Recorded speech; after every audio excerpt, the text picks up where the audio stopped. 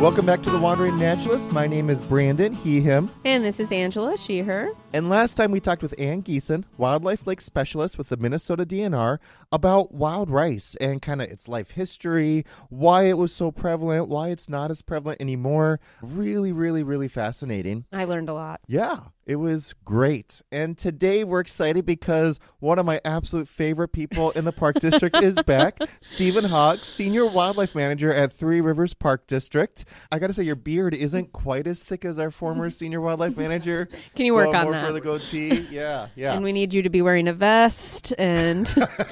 But... You can be your own person. Thank you. I don't know. It's a big vest to fill. No, you're doing a great job. I'm really excited to have you back because we're talking today about how you and your team are working to restore wetlands in Three Rivers Park Districts, and that includes wild rice. So can you introduce yourself and tell us a bit about your passion for wetland restoration? Sure, yeah. So my name is Stephen Hogg, work as the Senior Wildlife Manager for Three Rivers, he, him. And wetlands are definitely a passion of mine. I've told this story on here before. I just remember growing up on a farm and watching some wetlands disappear, and just how that impacted me definitely is what propelled me forward, I think, into wildlife management, but then also gave me that huge interest into wetlands. I first started diving into what wetlands natural resources were really looking into early on in my career here at Three Rivers, just because we were looking at a lot of our water control structures that we had on site, and I've been dealing with these sites ever since then. Can you explain for those to back up, what is a water control structure? Great you question. Say that like we talk about it all the time, but I'm guessing for most people, they're like, what is that? Yeah, great question. So back in the 70s, when the Park District was first putting together a lot of its parks, these sites were a lot of like ditches that were servicing a lot of farm fields, and these water control structures were then installed during that time to back the water up and to recreate those wetland areas that were there. Some of them were previous wetland areas that were ditched, and some of them were just areas that we could see becoming wetlands. And so then they were created by our Natural Resources Department. So a little bit of both. So how a structure works is a lot of them have just what we call stop logs in them. And so if you put more stop logs in, the water levels have to rise higher in order to spill over the control structure and then leave that wetland. And a stop log is like a wooden board that blocks it? Yep, they're historically wooden boards. So it's kind of like your little mini dam. Yeah, today they're aluminum boards, but they're stop logs is a good name for them, and it's a mini dam, exactly. And having that variable control, like being able to put in a stop log or remove a stop log, gives you a lot of control of that water level within that wetland. And that is what we're looking for from a natural resources perspective, because then that gives you control of being able to manage that wetland. How many controls, just out of curiosity, how many control structures do we have across the park? Yeah, great question. Do we know? Once upon a time, there was 44 control structures with over 500 acres of wetland that was managed from those control structures. Some of these sites were as simple as a culvert, and you put a concrete plug in the culvert, and you let that wetland just fill on its own. And some of these were more bigger structures, like what I just talked about with concrete or in made out of aluminum or tin. And those are structures that have that variable control. So, but there was 44. A lot of those have been just abandoned and not really managed anymore, just because they're in good sites, they're hard to access, they're doing what they need to do, but it's not something that we're typically actively managing still. So when talking wetland restoration, I feel like we need to back up a little bit. The control structures help, but we hear a lot of like woodland restoration, forestry plantings, prairie restoration, but I feel like wetlands is something that people are just kind of like, oh, they're there. They were just always there. I mean, now you've alluded to these control structures, some of these wetlands being created and manipulated by these control structures. So for those that are this is their first time hearing of wetland restoration, what does that look like across the parks in comparison to other restorations that our natural resources staff do? Yeah, good question. I think Probably the biggest thing is permitting is a big difference. Why so many permits? Rightfully so. I mean, working with wetlands is something that they've been impacted greatly, and you can change a lot of things downstream. You can change a lot of things upstream from you. It's not necessarily just your immediate area that you're working in, and also just wetlands in general have been destroyed across the nation, and so. I actually recently just read a statistic that there's now more impervious surfaces across the U.S. than there are wetlands now in the lower 48. Not so, good. yeah, that's not good. So rightfully so, there's a lot of permitting. But because of that, you have to actually do a lot of planning to be able to start working on a wetland. It's not like you can just say, oh, it's a good year for us to do this prairie restoration. Let's start working on this site. You have to actually have some forethought in that. If you're going to put any sort of native plants into the ground, there's permitting for that. If you're going to be changing water levels, there's permits for that. If you're going to be maybe reinstalling or installing some sort of structure, there's obviously going to be a permit for that as well. Moving dirt, absolutely, any of those things you have to work with ahead of time. How many permits per is there? It's not just one permit. It's sounding like it's not just one permit. It is site specific, and different agencies that are overseeing that you're having to work with. Yeah, so a lot of our wetland areas that we're working in are considered what we call public waters. And so what that means is it's in the PWI system, so Public Water Inventory, which is managed by the Minnesota DNR. Okay. And so they have a great permitting system. You can go online, start working through their system, and that's usually where we have to start. When those wetlands aren't part of public waters is when then you're working with watershed districts and maybe cities or any of these other jurisdictions that are more local government. So that would be one. Other reasons why wetland restoration is different, really it comes down to the site in general is just a hydrolytic site. And so working in that is difficult. You can't get machinery out there easily. It takes very specialized machinery if you're going to do any sort of like maybe a prescribed fire or maybe a seeding or maybe if you have to do some herbicide application. Getting something out there is difficult. What's cool and changing is that equipment is changing, and we're working towards things like drones, which then you don't have as much impact to the well, and it gives you access to sites much easier and the ability to work on these sites a lot easier. So drone would be doing something like herbicide application for undesirable weedy species competing with the natives. And drones, I believe, could also be used for seeding efforts because seeding a wetland can be very tricky. You can get equipment stuck. I've been stuck in a wetland myself without equipment. So I was really hoping for like a really tricked out F-150 with like the massive wheels and or an airboat.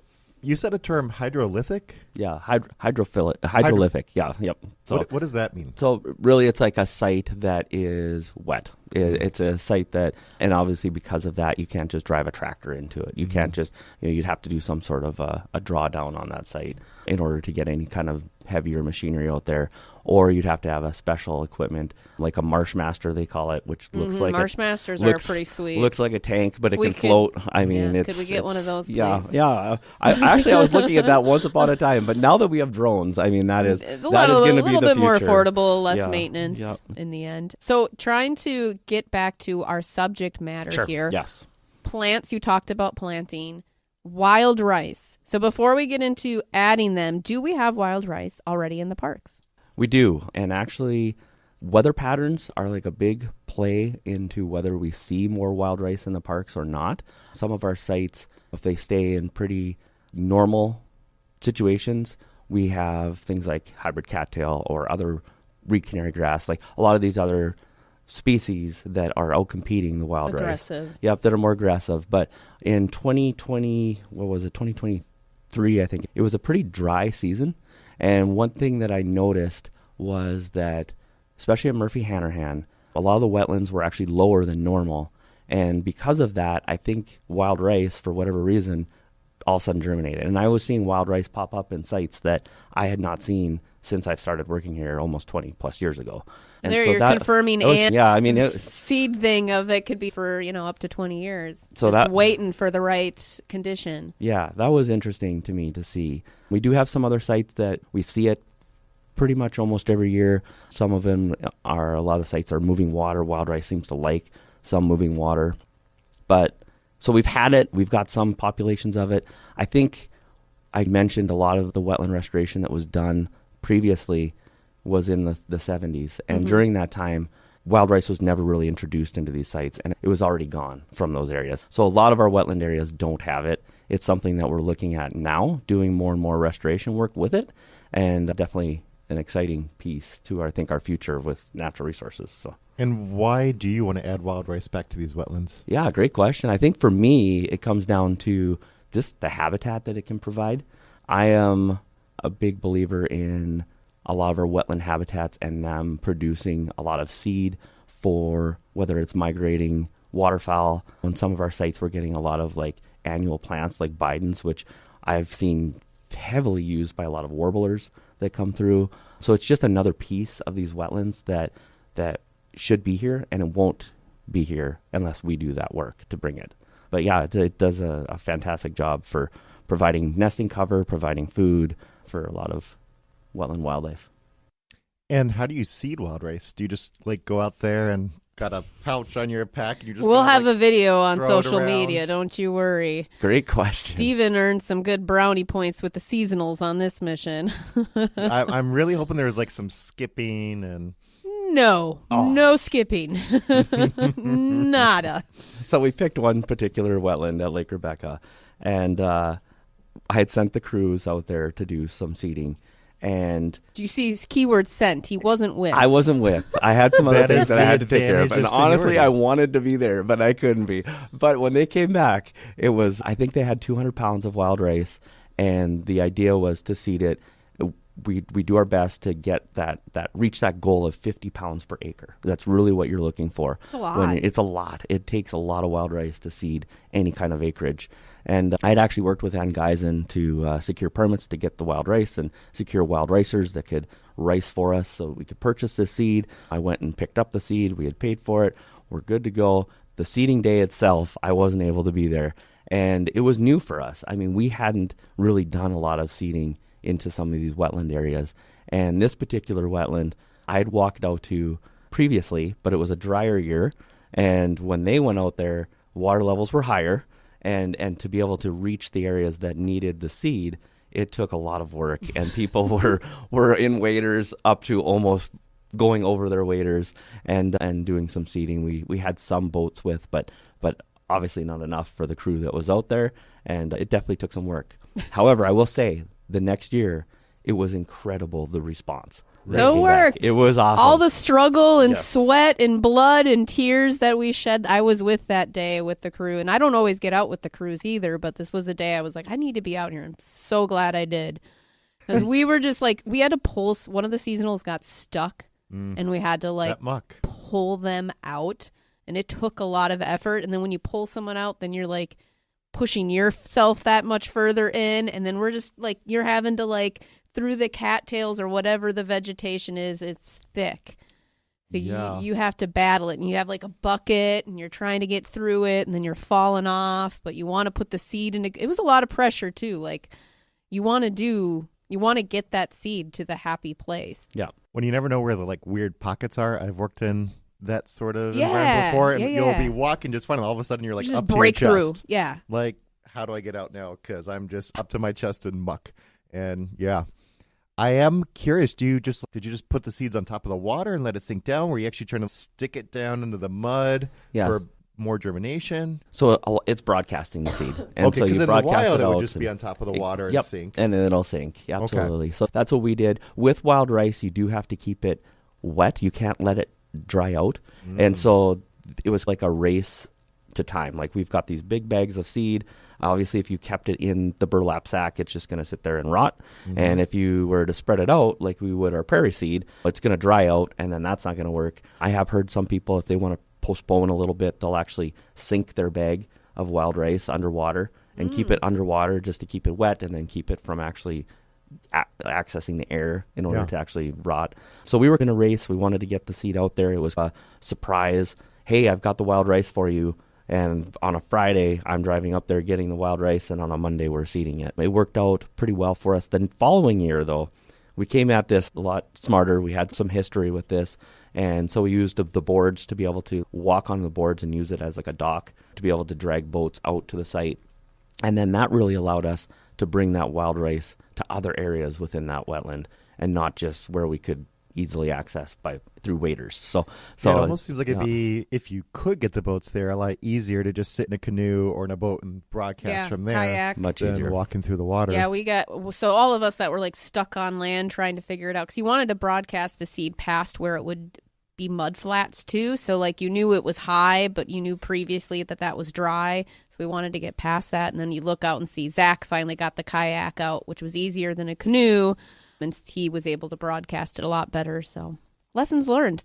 You just got to do it sometimes and try. Yeah. And so the next year, it sounds like there was amazing success. Did you go back and check the year after? Or was it able to kind of self-germinate? Good question. So I don't think we have a good idea, because if you look at 2024 last year, it was a terrible year for wild rice. I mean, it was one of those years that wild rice across the state was not in good condition. And because of that, it was really because of the weather patterns we had. Yeah, we ended up with like extreme flooding, which we just learned that it's bad. It's sensitive to high water level rises, and then extreme drought. Yep, and it came at the exact... I was going to say the timing would have been lining up before that emergent leaf would be out and above the water. Yeah, so a lot of our wild rice stands across the state did not do well. And so two things, we weren't able to get the wild rice to do the seeding again, because really what you're looking to do is 50 pounds per acre 3 years in a row. It takes that much seed, because I think wildlife key in on this so fast, and they'll just decimate it. Yeah. If you don't have enough wild rice there to have it seed itself in, because it's an annual, you just aren't going to win. And we've tried some wild rice seeding in the past. Like I've looked into our annual reports to look at some of the previous years, and no one really ever did it at that intensity. And I think that's why we didn't get wild rice previously, because we are seeing some success. So hopefully in 2025, we'll have some good news to report with these wild rice sites. I'm sure 2025 will be a perfectly normal weather season. Let's hope. Obviously, we're recording this before the summer of 2025, so we're holding our breath in anticipation. And you do have plans to seed again for this year, depending on availability of wild rice. Depending on availability of wild rice, but we'll be getting permits again for the next 3 years. I would really love to look at some other wetland areas as well, specifically some of the areas that we've done now some restoration work on, and really get wild rice onto some of these other sites. So yeah, you've been doing a lot of wetland restoration across the parks to get off this wild rice a little bit, but you're not adding wild rice to all of those. Are there certain things you look for to be like, this site would make sense and this one maybe not? Mm-hmm. Yeah, so really we're looking for sites that we've done the restoration work.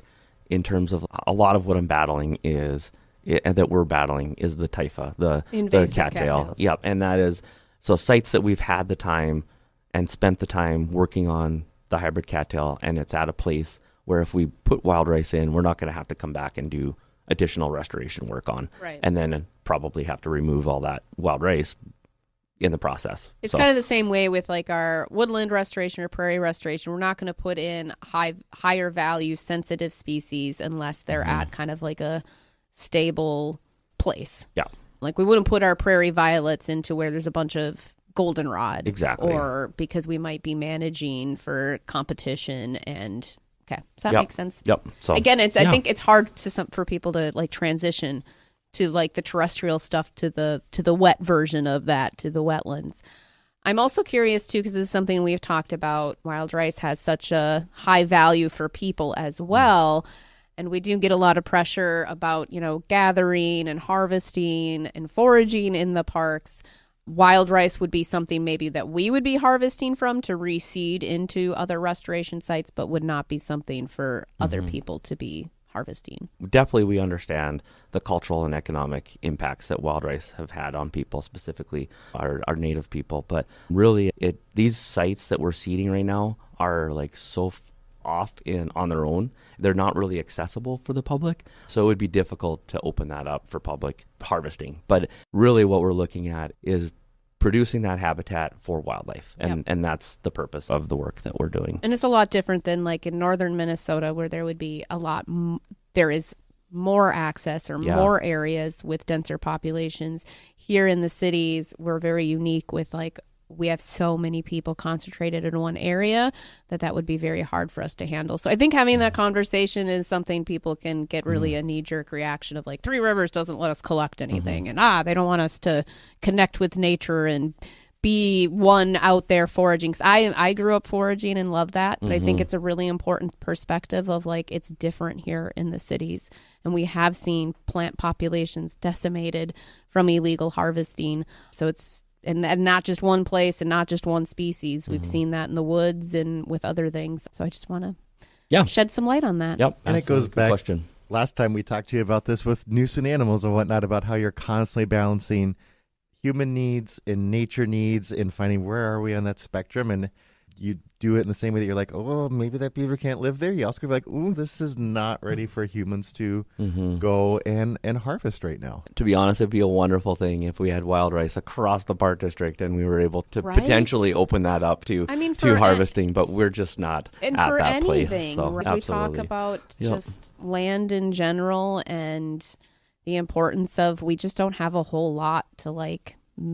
If we had endless amounts, then yes, that would make sense. But right now it's kind of providing this habitat for sensitive species while still maintaining that people can come out and recreate and enjoy it at a responsible level. It also makes me think of my apple trees. Like, I planted apple trees, and they've been planted for like 4 or 5 years, but I'm on really sandy soil, and I want them to grow apples so bad and take the apples so bad, but I have to pick the apples off every year because it's not ready yet. It has to grow its roots and get bigger to fully supply that. And it feels like it's still just super early days with getting wild rice here and getting the it's in such a small area right now. Like you said, it's not everywhere. It'd be great if it was, maybe someday, but we're still in that baby apple phase, and you don't want to stress out your apple tree. So. Well, and with an annual, that's what I think is so cool too. Like, your apple tree is a perennial. This is an annual plant, and they're just so very different. We're running out of time, so anything you are specifically excited to highlight for upcoming restoration projects in the parks? Yeah, definitely. We are actually just finishing up with a project where we're in partnership with Ducks Unlimited. This particular wetland was a site that was pretty complex in like designing a water control structure that would work on this particular site. And so being able to partner with an organization like Ducks Unlimited and bring in their engineers and just that expertise that they have specific to wetlands and wetland management and water control structures. So that's just finishing up at Lake 2 at Carver, and we're looking at additional sites potentially around the district where we've got these kind of complex issues, and being able to partner with these other organizations has been really, really fun to do and really cool to see. No, I'm excited for it. I think that's what makes our team so amazing too, is that we have someone like yourself that has the wetland interest and has been trying to develop those things. And sometimes you just have to try something. You can't be scared of failure. You've just got to try something new and different. And I love that we're still doing that. Yeah. How many years has the parks been doing restoration, and we're still finding new ways to like push that envelope and improve the habitat? Well, thanks so much, Stephen, for joining us. Absolutely. Don't go anywhere, because we're not done yet, and not just talking wild rice with our 2 guests, but we have one last guest. Our last interview on wild rice is with Darren from 1854 Treaty Authority to explain more on treaty rights and authority in northern Minnesota.